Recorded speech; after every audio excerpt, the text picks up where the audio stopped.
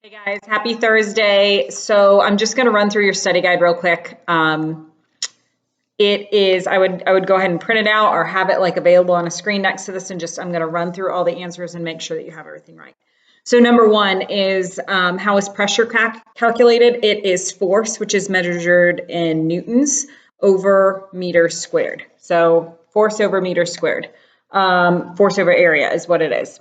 Then what is the SI unit of pressure? Well, that's equal to a Pascal, which is PA for short.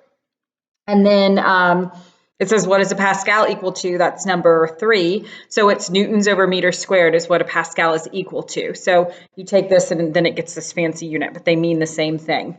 The next question says, where is fluid pressure the greatest? Well, fluid pressure goes out equally in all directions, but it's greatest at the bottom. So like if I have this cup, the pressure at the bottom is the greatest because all of the weight of the liquid on top is also increasing that pressure. Number 5, what is a fluid? It's a liquid or a gas. That one should be easy. We've been talking about that for a while. What causes atmospheric pressure? It's the weight of all the gases pressing down on top of us. And that's why we feel less pressure when we travel in an airplane, because we're going higher and not as much gas pressing on you. And the pressurized cabin changes things too. But Pascal's principle states that if pressure is applied to a fluid, the pressure will be transmitted equally in all directions. And this is the principle. So the next question, this is the principle that describes how hydraulics work. Then how do hydraulics work? That's number 9. And I just typed this up real quick just to make sure I didn't fumble over my words. Because fluid pressure goes out equally in all directions, you can apply a small amount of force to a small piston or a small cylinder. Then that force is multiplied in the fluid and basically is able to move a larger piston because of that pressure going out equally in all directions. Number 10, what are hydraulics designed to multiply? Force, which is measured in newtons.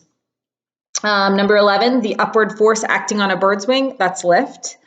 Number 12, what is buoyant force and in which direction does it act? It's the force that's opposite gravity. So if an object is floating in a liquid, gravity is still pulling it down. Just because it's in a fluid doesn't mean it's not. Gravity still is acting on it. And buoyant force is in the opposite direction of gravity. So it's pushing upwards. Archimedes' principle, number 13. When an object is partially or completely immersed or submerged in a fluid, it experiences an apparent loss in weight that is equal to the weight of the fluid displaced by the immersed part of that object.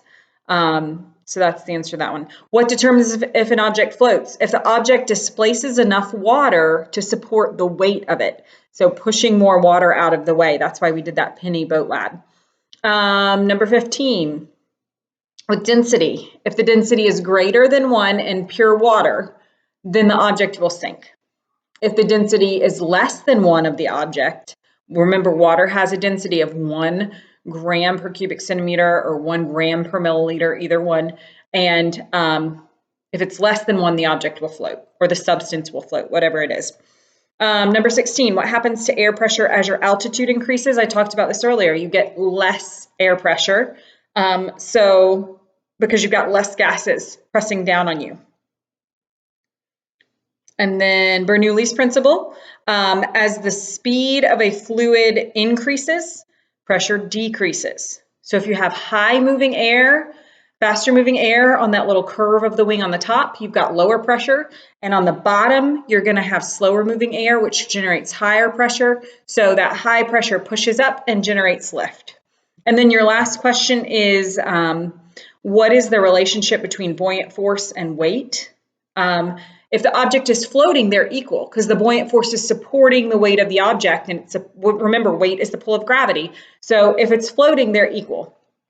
If the object is sinking, then obviously the weight is greater and gravity's winning. And the buoyant force is less than the weight of the object.